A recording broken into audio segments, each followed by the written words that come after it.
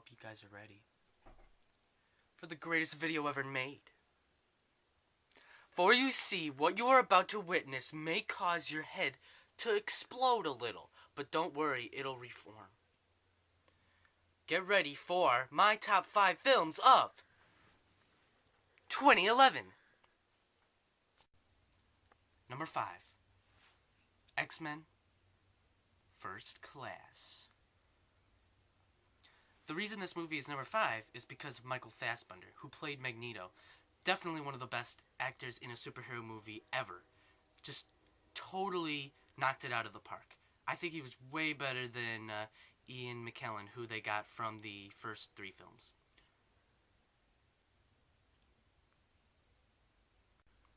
Number 4. And what do you know? It rhymes. Thor! Rawr! Turn it. Ah! I'm the mighty Thor, and I will smite thee with my hammer. Ah! Another one of the best superhero movies in years.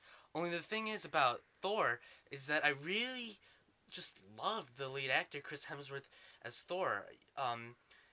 He brought a lot of humanity to the character, but also he could be really like a total badass, but at the same time be funny. And I really appreciated his performance.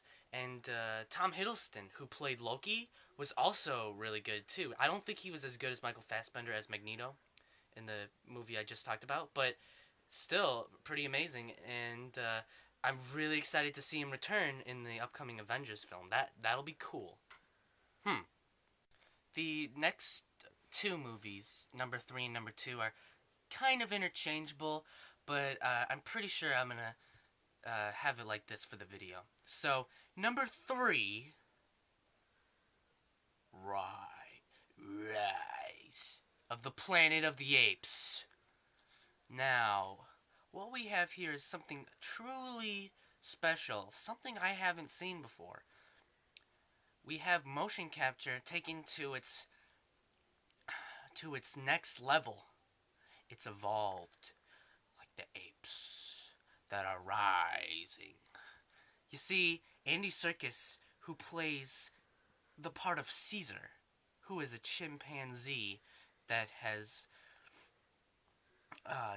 developed a lot of human-like characteristics from these chemicals, from this testing. I really loved Andy Serkis's performance. And James Franco was good too, but the thing is about Andy Serkis was that the way he played off of James Franco and the way the chemistry they had together, even though this character wasn't exactly there. I mean, Andy Serkis was there, but they put stuff over him. I think that this is one of the truly great science fiction performances, and I think the Academy should recognize this. I don't know if they will, but yeah, that's why I picked Rise of the Planet of the Apes for number 3. Number 2. I hope you guys are ready, because this one was a lot of fun. The Adventures of Tintin. You see, I know some critics didn't like this one all that much, but the thing is about me and my taste in Spielberg films is that I like a lot of the really popular ones. Especially those are the ones that really they really excite me. And this one was able to show Spielberg's creativity, his imagination really developed on the screen, because it was in the medium of animation. That was the technique. And since you had this animation, Spielberg was able to show so much stuff that he really wasn't able to do before he did animation. And also, I really liked the slapstick comedy. It reminded me of Looney Tunes in a way, maybe not as ridiculous, but still almost. It reminded me of it. And I really liked the character of Snowy. I loved Tintin. I loved Haddock. I loved all the characters. It was just a lot of fun. And I think the villain wasn't too bad either. And let's just say I hope there's a sequel because maybe there's a cliffhanger at the end. Maybe spoilers. Maybe I don't know.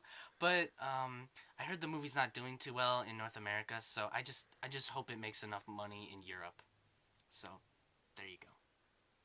And the number one film. Wait a second. What could it be? I mean, I had all my 5 out of 5 movies on this list. It's almost like there's a movie that I didn't review. It's almost like this number one spot is somehow going to become most of this video because it's the main review. Oh my gosh, guys. I saw a movie today. It's a movie that I finally got to see, and I'm so glad I did. Because number one is Hugo, directed by Martin Scorsese. Now, where do I begin? The movie starts off where you're like, it looks pretty. It's really cool. The acting is all fine and stuff. It's got this kid and Sacha Baron Cohen and Ben Kingsley who played Gandhi, of course. I really liked the Gandhi movie, and I'm just like, where's this going? And the way it just goes on, and you really see it. You have to see the whole movie 'cause it's a long film, but when like towards the end, you really it all comes together, and it is just truly beautiful. It is the perfect film about film. It really is a great movie. If you like classic films, you have to see this. I I say that this should win Best Picture at the Academy Awards for 2012. I don't know if it will. I don't know if it's gonna be nominated. But wow, this is amazing. Martin Scorsese really created something beautiful with this, and I know it's based on a book, but the cinematography was amazing, the acting was amazing, and it was just a beautiful story, and so many great things came together. And as this movie goes along, you're really enjoying it, but there's a part towards I don't want to say it's at the very end, but just these certain things connect, and you're just like, oh wow. And I actually found myself tearing up a bit during the movie because I really felt like the movie was speaking to me and just speaking to anybody that really loves film. And so I give this movie a 5 out of 5 because this is my review for it. But also, it is my number one film of 2011. Oh, hey guys, I see you haven't left. You see, there's a little something I gotta show you. Here's some other movies that didn't make it onto my list, but you might want to see them. You see the text? Look at that text.